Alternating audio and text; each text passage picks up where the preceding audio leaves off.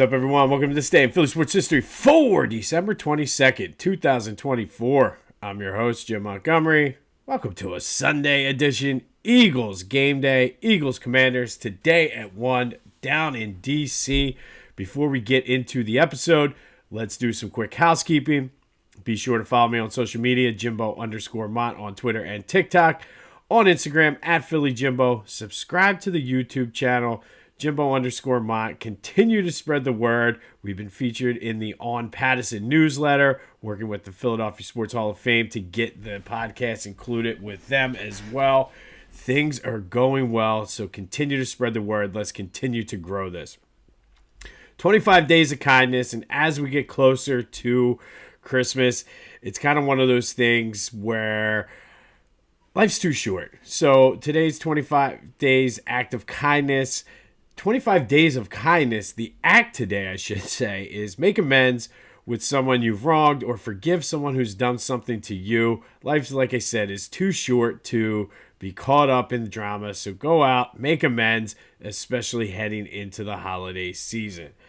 All right, let's start with a recap of yesterday's question today. I asked you, from a rooting standpoint, is Penn State a Philly school, and should we root for them? 60% of you said no, and I think it was probably more the way the question was worded. I don't necessarily think it should be considered a Philly school, but should there be a rooting interest in Philly for Penn State?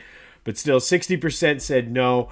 Shout out to my boy Zumas, who basically said it's not a Philly school. However, as a school in Pennsylvania, you certainly are well within your right to root for them no matter where you are, whether you're Philly, Lehigh Valley, Pittsburgh, wherever. So shout out to him. He's also a Michigan fan and ended it with Go Blue, which I concur. Go Blue.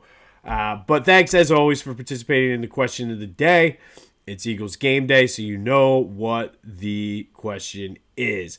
For the record, Penn State did beat SMU 38-10. They will take on Boise State on New Year's Eve at a neutral site.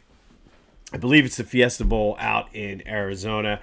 So for all of you in Philly who want to root for Penn State, you can. They're a Pennsylvania State school. I, however, will not be as a Michigan fan.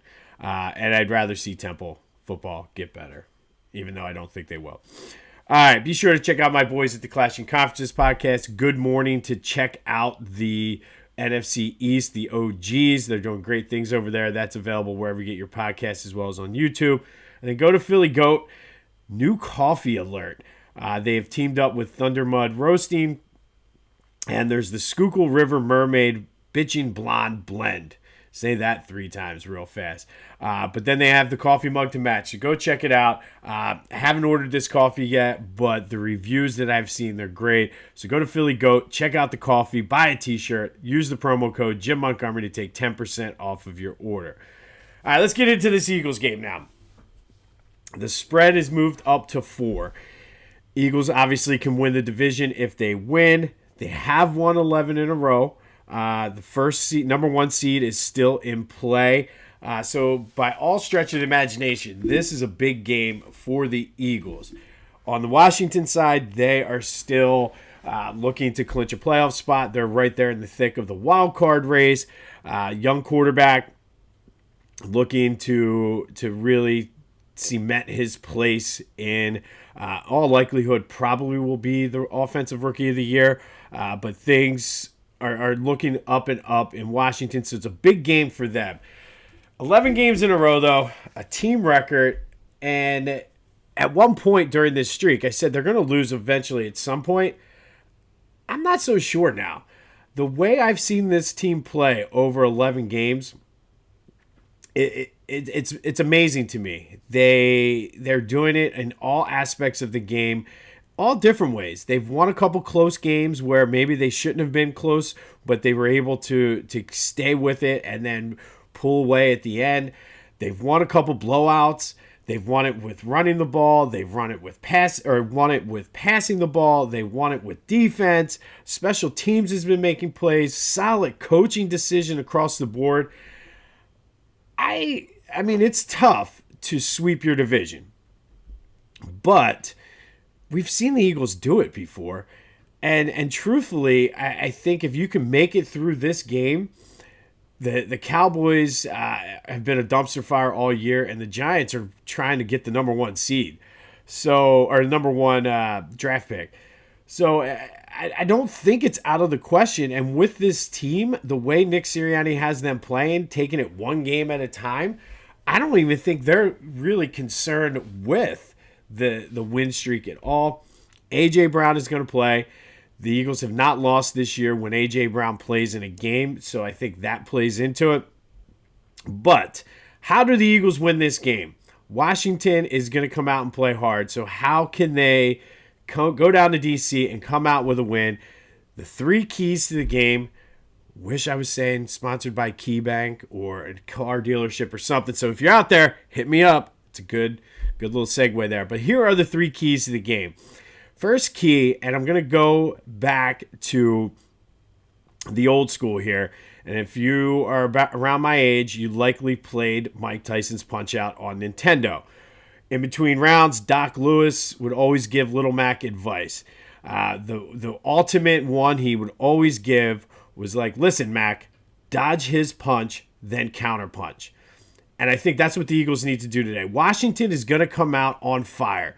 And the Eagles need to dodge that punch, that power bomb in the first round, first quarter, whatever it is, and then counter punch and come back. So if I could likely see Washington winning the toss, deferring, Eagles need to come down and score. Eagles win the toss and defer. They need to stop them early. So dodge that punch and counter punch. Because Washington, it's a division game. They're hungry.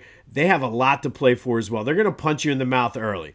The Eagles need to respond to that punch. They can't go down and with the Glass Joe, doo-doo-doo-doo-doo-doo. They need to respond back. This is a home game for Washington. There's likely a ton of Eagles fans down there. I've seen all through my Twitter line, Facebook feed. There's going to be a lot of Eagles fans down there. Turn this game into a home game for the Eagles and neutralize that bomb that the Washington Commanders are going to throw at you early. So thank you, Doc Lewis, for our first key to the game. Number two, they did a good job of this in the first matchup, but they need to contain Jaden Daniels. First game, he was a little banged up with the ribs. A lot healthier now. He's playing better since that last game. Go after him early, and I've said this all throughout the keys to the game this entire season on defense. Do your job. That means Jalen Carter, Jordan Davis, do your thing up front. It means Zach Bond, Nakobe Dean, continue to play the way you are. Quinyon Mitchell, Slay, Cooper DeJean, CJ, GJ, all of you guys need to just cover and do your job. That has been really what's been working for this defense. Everybody doing their job, doing what they're supposed to do. Contain Jaden Daniels by doing your job, and the Eagles should be okay. Look, he's going to get some plays, just like we said last week with TJ Watt. Limit the impact of those plays. And Jaden Daniels, like I said, he has something to prove, especially after that first game when he was a little banged up. So contain him, do your job on defense, and you should be fine. Final key to the game.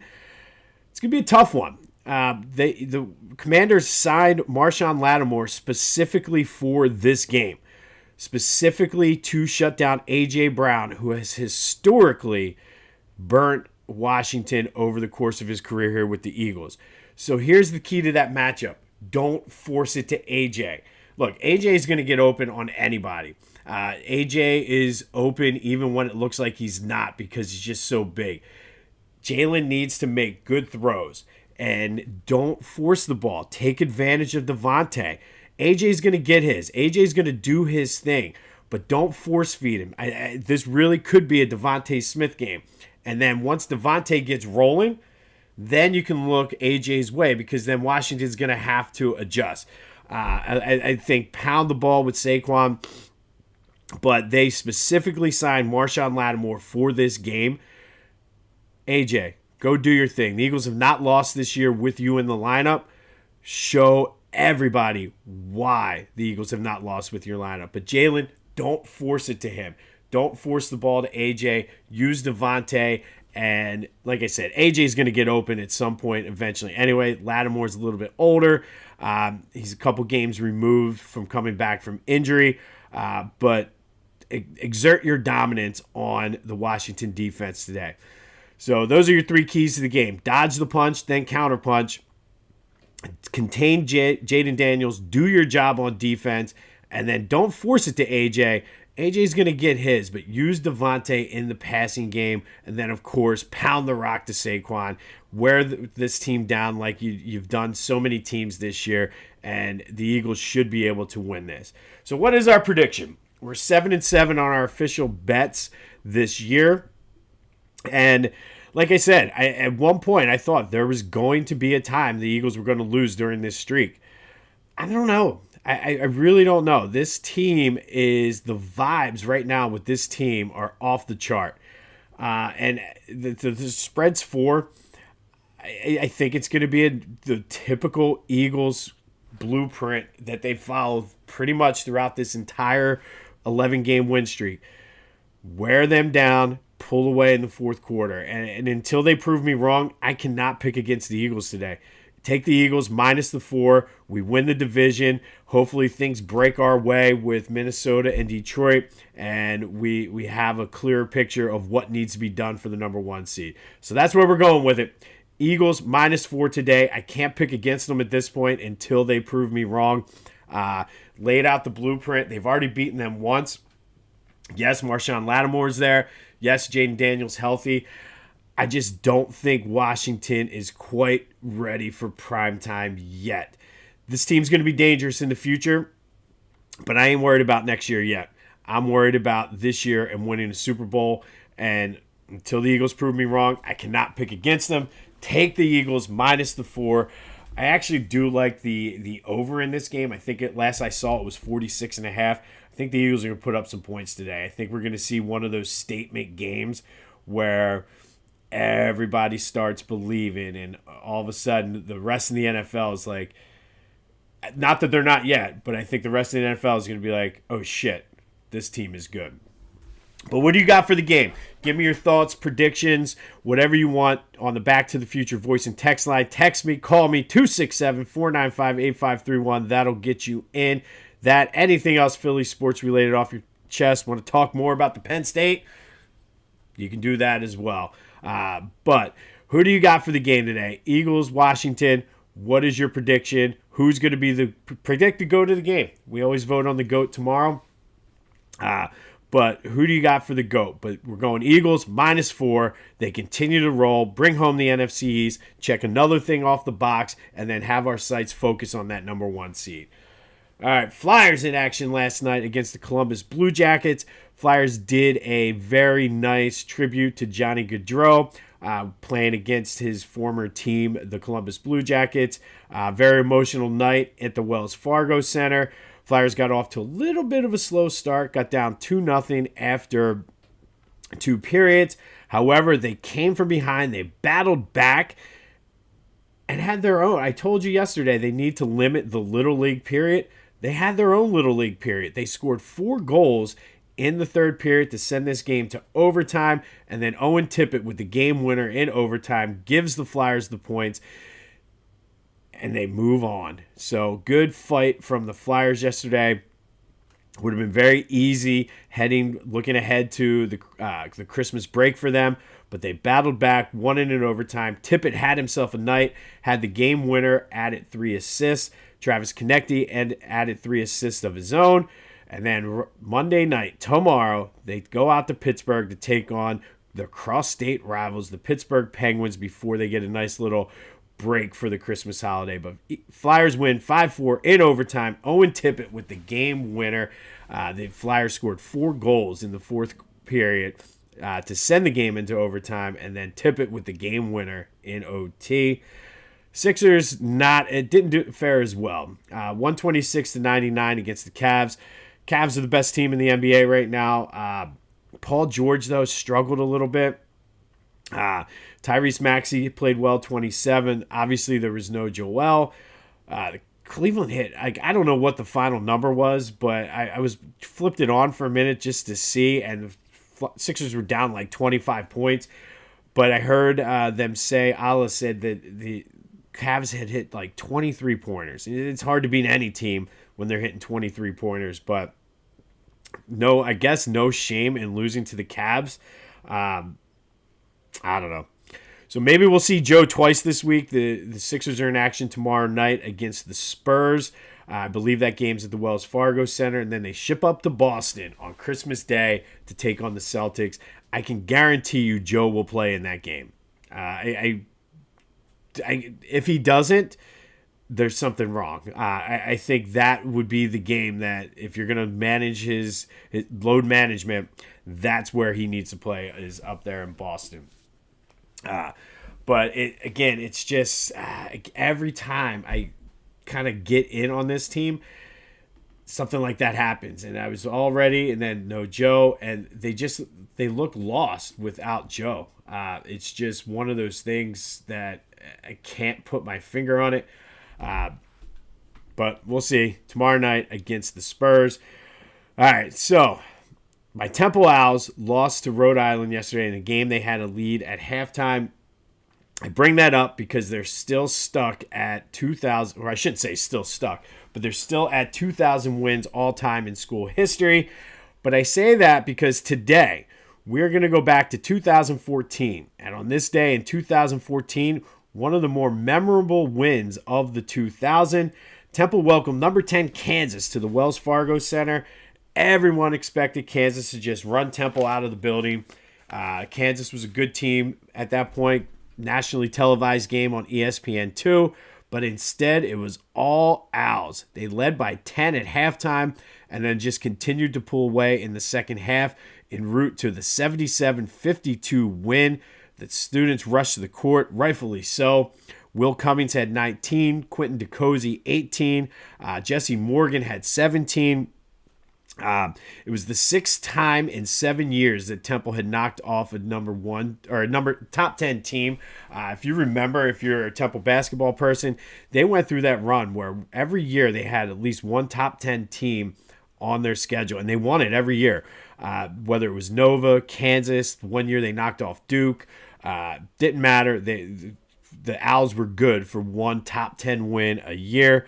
Unfortunately for this team, the 14-15 Temple Owls, it did not end with a berth in the NCAA tournament like it did the previous times, despite the fact the Owls went 26-11, 13-5 in the American, got all the way to the semis before they lost to SMU, who ended up winning the league and were a top 25 team themselves. That Temple team went to the NIT semifinals. It was kind of like one of those typical Fran Dunphy years, though. And if you've listened to this podcast or know me, you know I'm not a huge Dunphy fan at all when it comes to his coaching tenure at Temple. Nothing against the guy, just not a Dunphy guy at all. But on this day, the Temple Owls knocked off the number 10 team in the country, 77-52 at the Wells Fargo Center. Just a thorough domination of the Kansas Jayhawks. Little side note, on that team for Kansas was a freshman and future 76er, Kelly Oubre Jr., had 9 points in the loss for the Kansas Jayhawks. And then finally today, our forgotten teams in Philly sports history. Today is the Philadelphia Rage, and they were a women's professional basketball team who only played in Philly for 1 year in the 97-98 season. They moved from Richmond after the 96-97 season, played their home games at the Palestra. They came in last place in the 97-98 season. However, they got off to a decent start the following year, the 98-99 season. They were 9-5, but unfortunately the league folded. They played in the American Basketball League, and that the ABL started prior to the WNBA, but once the WNBA started, they just couldn't compete because the WNBA was backed by the NBA, so they had a more solid financial base. The ABL had higher salaries and things like that, but unfortunately, they just could not sustain it, and the league folded, and a lot of those players went back into the WNBA. The Rage, though, did have Dawn Staley on their team, so Dawn Staley did play professional basketball in her home city for at least one season. She was second team All ABL in 97, 98. She was very, very early in her career. The Rage also drafted Lisa Leslie, number 1 overall. But unfortunately for the Rage, and maybe fortunately for Lisa Leslie, she chose to go to the WNBA. But the Philadelphia Rage are today's forgotten team in Philly sports history.